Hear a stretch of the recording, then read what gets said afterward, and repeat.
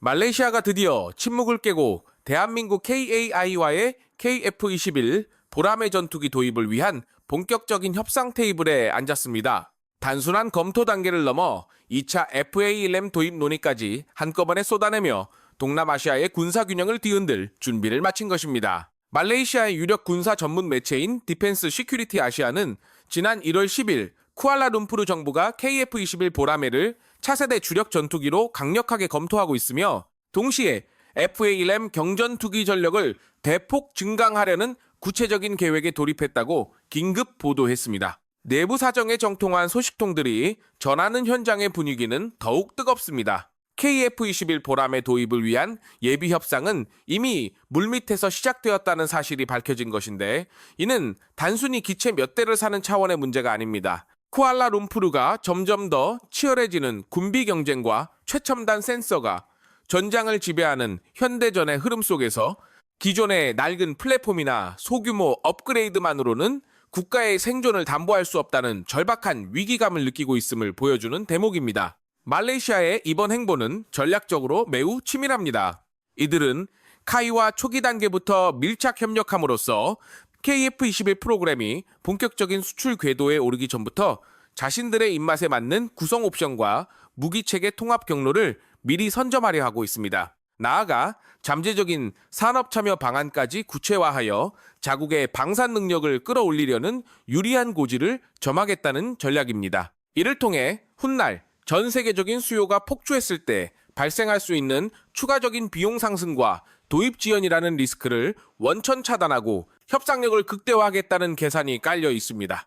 현재 필리핀이 아시아를 넘어 세계 최초의 KF-21 도입국이라는 타이틀을 거머쥐기 위해 속도를 내고 있는 가운데 말레이시아까지 이 쟁탈전에 가세하면서 동남아시아는 그야말로 KF-21 열풍에 휩싸여 있습니다. 양산이 시작되고 기체의 단가가 공개되자마자 한시라도 빨리 기체를 인도받기 위한 국가 간의 소리 없는 전쟁이 시작된 셈입니다. 이렇게 필리핀과 말레이시아가 KF-21 보라매를 선점하기 위해 사활을 걸고 뛰어들자 그동안 한국과의 공동개발 파트너라는 지위를 이용해 한눈을 팔던 인도네시아는 그야말로 난리가 났습니다.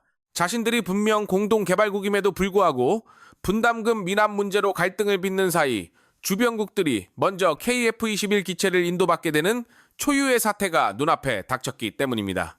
인도네시아 정부 내부에서는 필리핀이 먼저 정식 계약을 체결해버릴 경우 원조 파트너인 자신들의 인도 순위가 끝도 없이 밀려날 수 있다는 극심한 위기감이 팽배해지고 있습니다.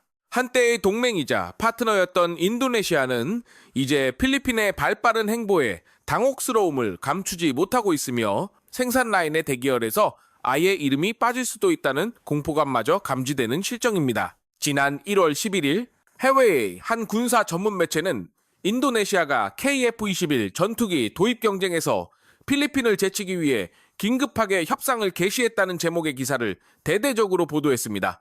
인도네시아는 필리핀과의 생산 경쟁에서 뒤처지는 치욕을 막기 위해 한국산 KF-21 블록이 전투기 구매를 위한 새로운 협상 카드를 시급히 꺼내들었다는 분석입니다. 하지만 전문가들의 냉정한 평가는 차갑습니다. 필리핀은 이미 블록 1 기체 16대 구입을 확정짓고 강력하게 추진 중인 반면 아직 구체적인 계획도 없이 블록 2만을 고집하는 인도네시아는 우선순위에서 밀릴 수밖에 없는 구조라는 것입니다. 이에 대해 인도네시아 매체 조나자카르타는 인도네시아가 왜 블록 2를 기다릴 수밖에 없는가라는 논조의 기사를 내보내며 애써 자국을 방어했습니다. 그들은 주권 침해가 끊이지 않는 나토나 해역의 안보 문제 때문에 더욱 강력한 성능의 블록 2가 반드시 필요하며 결코 도입 경쟁에서 뒤처진 것이 아니라고 스스로 위안하고 있습니다.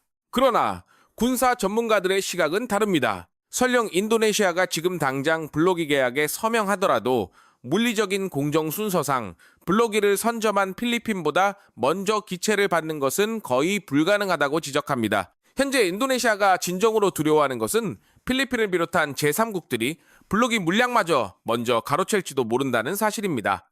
따라서 이들은 블록 2 기체들 중에서라도 가장 빠른 순번을 확보해 더 이상의 생산 지연을 막으려고 필사적으로 매달리고 있는 형국입니다. 그동안 인도네시아는 KF-21 분담금을 낼 돈이 없다며 배짱을 부리면서도 뒤로는 프랑스 라팔 전투기를 대량으로 구매하고 중국산이나 러시아산 전투기에도 끊임없이 눈독을 들여왔습니다. 심지어 5세대 전투기라고 주장하는 튀르키예의 칸 전투기 개발에 참여하겠다며 한국과의 협상에서 우위를 점하려는 얄팍한 전술을 구사하기도 했습니다. 하지만 자신들이 그토록 믿었던 튀르키예 칸 전투기 개발의 허술한 실체가 만천하에 드러나면서 이제는 당장 양산이 시작된 KF-21마저 놓칠 수 있다는 심각한 우려가 인도네시아 내부를 뒤흔들고 있습니다.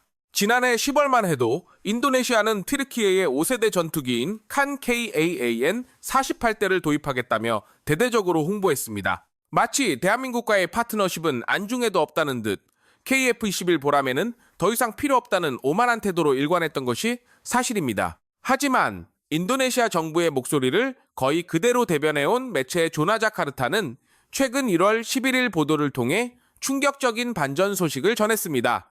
튀르키예가 극심한 자금 부족에 시달리며 인도네시아의 자본을 끌어들이기 위해 안간힘을 쓰고 있다는 처절한 현실을 폭로한 것입니다. 현재 튀르키예는 독자 개발하겠다던 칸 전투기 프로젝트보다는 미국의 F-35 프로그램에 다시 복귀하는 것에 사활을 걸고 있습니다. 이는 숙적 그리스가 프랑스산 라팔과 미국의 F-35 전투기 20대를 계약하며 2028년부터 도입을 확정짓자 당장 이에 맞설 실전용 기체가 급해졌기 때문입니다.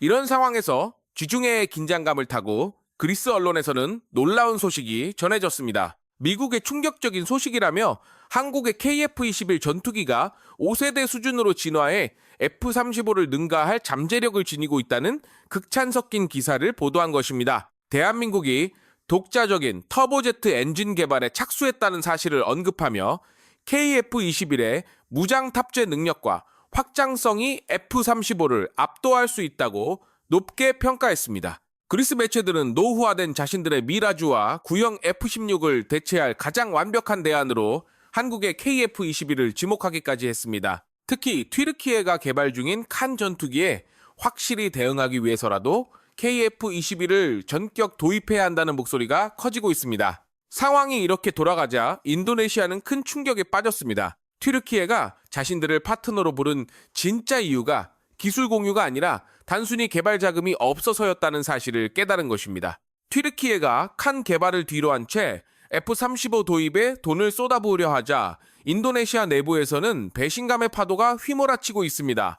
게다가 칸 전투기의 심장인 미국산 엔진 공급은 여전히 불투명하며 튀르키예 자체 엔진은 빨라야 2030년에나 탑재될 수 있다는 암울한 전망이 지배적입니다. 일각에서는 칸 전투기가 40년 동안 개발만 하다가 낙후된 인도의 테자스 전투기 전철을 밟을 수도 있다는 비관론까지 나옵니다.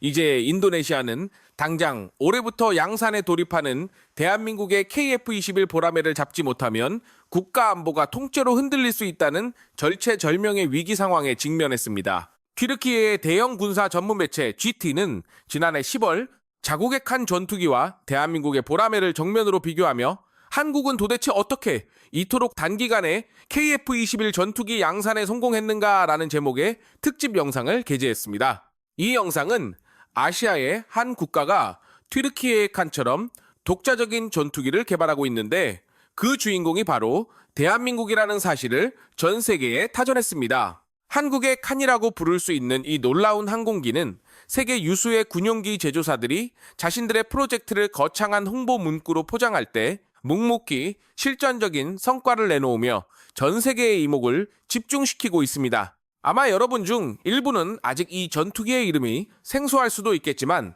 KF-21은 이미 동급 기종들에게 강력한 도전장을 내밀며 그 존재감을 화려하게 드러내고 있습니다. 미국과 중국, 러시아, 그리고 일부 유럽 강대국들만이 입성할 수 있었던 거대 리그에 대한민국이라는 새로운 선수가 화려하게 등판한 것입니다. KF-21 보라매는 최근 몇 년간 전 세계 방산 시장에서 가장 각광받는 프로젝트로 급부상했습니다. 세계에서 가장 빠르게 성장하는 방위산업 생태계를 보유한 한국은 수년 전부터 미국에 대한 과도한 의존도를 줄이고 스스로의 힘으로 조국의 하늘을 지키기 위해 거대한 발걸음을 내디뎠습니다. 그리고 그 발걸음 중 가장 야심차고 눈부신 성과가 바로 KF-21 보라매, 즉 젊은 매 전투기 프로젝트입니다.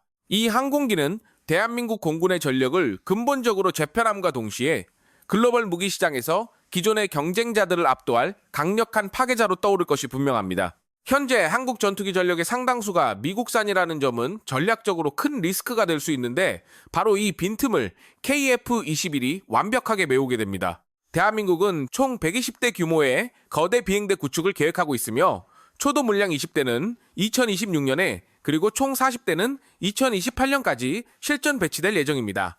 나머지 물량 또한 2032년까지 배치가 완료되어 한국을 명실상부한 전투기 수출국으로 탈바꿈시키고 아시아의 공중 우세를 공고히 할 것입니다. KF-21 보라매는 단순한 기체가 아니라 사프의 5세대 고성능 전투기로 정의되며 그 유연성이 돋보이는 패밀리 구조를 가지고 있습니다. 기본 제공권 장악을 목표로 하는 2026년형 블록1을 시작으로 향상된 센서와 AESA 레이더, 완전한 무장 통합을 갖춘 2028년형 블록2가 뒤를 잇습니다. 그리고 2030년대에 등장할 블록 3는 내부 무장창을 갖춘 완전한 5세대 스텔스 기술로 전환될 계획입니다. 여기에 해군형인 KF-21N 혹은 KF-21A는 항공모함에서의 운용을 염두에 둔 모델로 한국 해군의 장거리 투사력을 지원하게 될 것입니다. 이러한 파생형들은 KF-21을 단순한 전투기가 아닌 하나의 거대한 첨단 병기 체계로 만듭니다. 글로벌 시장의 경쟁자들과 비교했을 때 KF-21의 우위는 더욱 확실해집니다. 프랑스의 라팔은 강력한 강자지만 도입 비용과 천문학적인 유지 보수 비용이 큰 걸림돌입니다. 반면 KF-21은 매립형 하부 동체 설계를 통해 레이더 피탐지율을 획기적으로 낮추면서도 경제성을 확보했습니다. 유로파이터 타이프는 높은 운용 비용과 연료 소비량 때문에 KF-21의 효율성 앞에 무릎을 꿇고 있으며 스웨덴의 그리펜은 가벼운 체급 탓에 무장 탑재량에서 KF-21에 밀립니다. 중국의 J-20은 수출이 금지되어 시장성이 없고 미국의 F-35는 압도적인 성능에도 불구하고 너무 높은 단가와 복잡한 군수 지원 체계 때문에 많은 국가들이 KF-21을 합리적인 대안으로 주목하고 있습니다.